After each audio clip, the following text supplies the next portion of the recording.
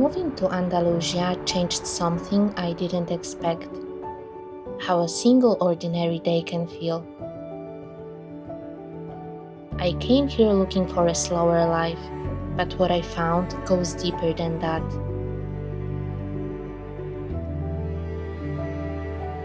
My days here all look similar, and yet each one carries something I spent years not knowing I was missing. Something quiet that makes me realize how much has changed in the past year.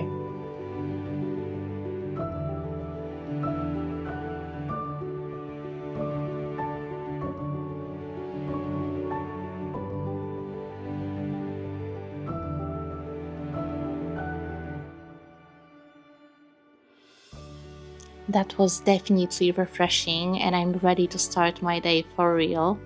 Anyway, I love these early mornings on the beach when it's still kind of empty without a lot of people. As the season has already started, beaches are becoming more and more crowded, especially during the weekends. They're turning into a real campsites. I mean it. People here have their own specific way of spending time at the beach. They bring big tents, tables, chairs, food, drinks, and they stay in there for the whole day with their friends, families. I've never seen anything like this anywhere else before, and I think it's kind of cute. It's that time of year when a day without air conditioning and cold drinks is barely survivable.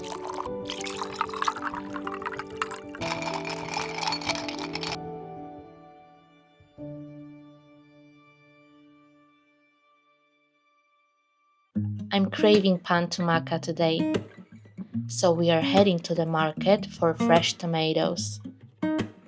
This is one of the small privileges of finally breaking the habit of waking up late. We still have time to shop before work, and the market in early morning, almost empty, has its own kind of peace. The locals are still asleep, so I don't feel like I have to rush either.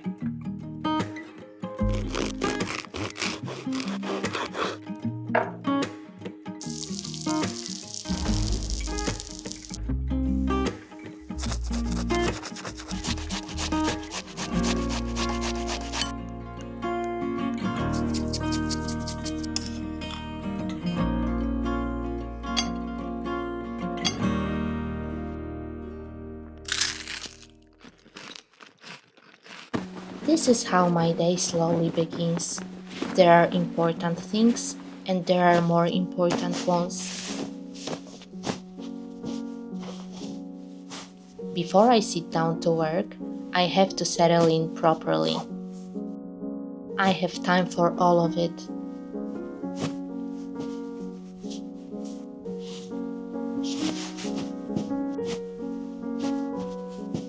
And just when my kind of a desk is finally ready, I remember the laundry, which won't wait.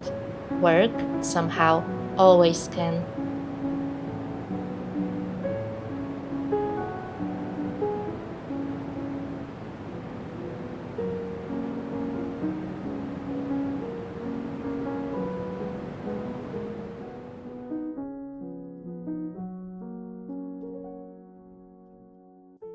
Anyone who works from home, tell me you also have this problem. I cannot focus on work for longer than 30 minutes. I'll start something, then leave my desk to do five things around, and when I finally sit in front of my computer again, it takes me about 2 3 minutes to find another reason to stand up, to do other household things that are calling me so loudly. Then, once I've done all of them, it's time for another coffee. And magically, tasks that I could finish in, I don't know, maybe 20 30 minutes take me half a day. And I used to feel terrible about it, like I was failing at something, like as a normal, decent adult person would just focus on work completely and not leave the desk until it's finished. But now it doesn't really matter to me. The work gets done, just slower, just in peace, and without the guilt I used to carry around when I didn't finish everything by lunchtime. The days here are long enough for all of it, literally.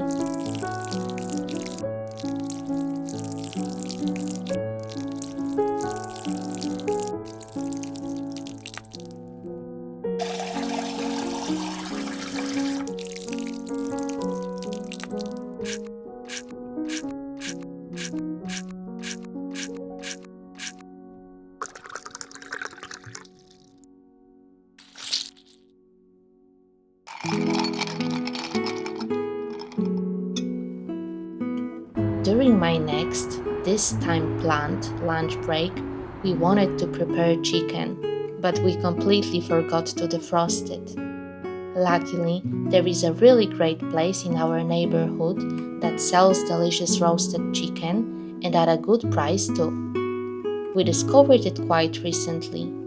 One day, on our way home from the center, we saw a huge line outside the store. We were curious what all these people were up to, so we decided to give it a try. It was definitely worth it. After lunch, I grabbed my computer and head to a place where I find it easier to focus. Every time I go to work at my favorite cafe, I take the same route. It's a bit longer, but I know that on these specific streets, at this specific time of day, I'll witness the best slideshow on the building facades. These unique pieces of art I've completely fallen in love with.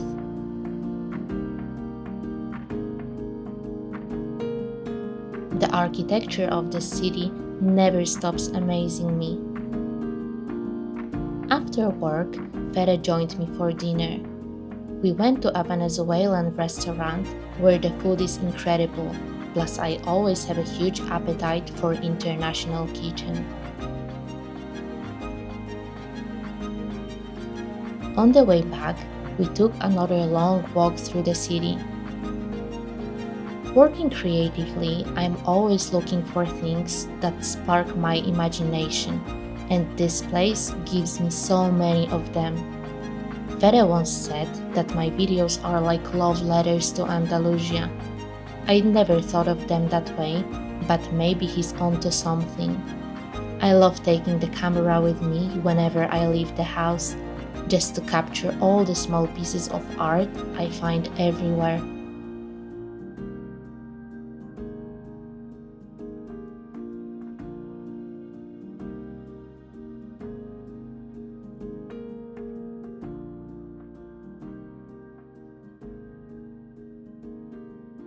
Wow, it's so hot and humid today. It's unbelievable. Some people during these heat waves have treats like, I don't know, water, other cold beverages, and I'm indulging myself with a piece of cake, which is kind of funny because I've never been a fan of sweets. Something's changed in me since we moved here, maybe because local cheesecakes are simply amazing, and I mean it. Anyway, tonight we're going to an event that we really wanted to attend last year but we couldn't. Today we're gonna make it and I'm pretty excited about it. And as we're going out really late, tomorrow will be a pretty busy day for me. And I've been craving for potato pancakes for breakfast since a while. I'm gonna make them now.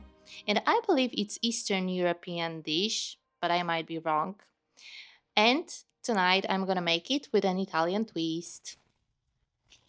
Let's try this.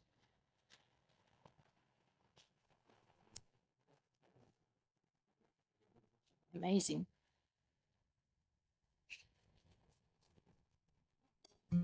Yeah. But where exactly are we heading? Tonight in Andalusia, we're celebrating La Noche de San Juan. It's a special night when people gather on the beaches and light bonfires along the shore. It's one of the shortest nights of the year. the night, we carry our small regrets down the sea, write them on scraps of paper, and throw them into the flames. It's symbolic, burning away the old to make room for the new. Then, at midnight, many people run into the sea to cleanse themselves for the year ahead. It has pagan roots that later folded into the feast of Saint John the Baptist.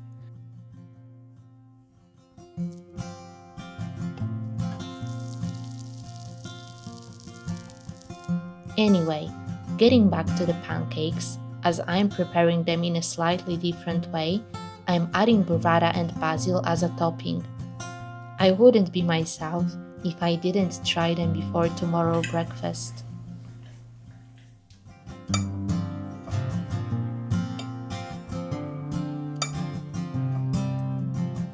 The rest of the evening was magical, and although every day here looks similar, they all have one thing in common. No matter how much I got done, how productive I was, or how much I accomplished, I lived it, just here in Andalusia on a slow, ordinary day, which turns out to be the only kind I was ever really looking for. See you in the next episode.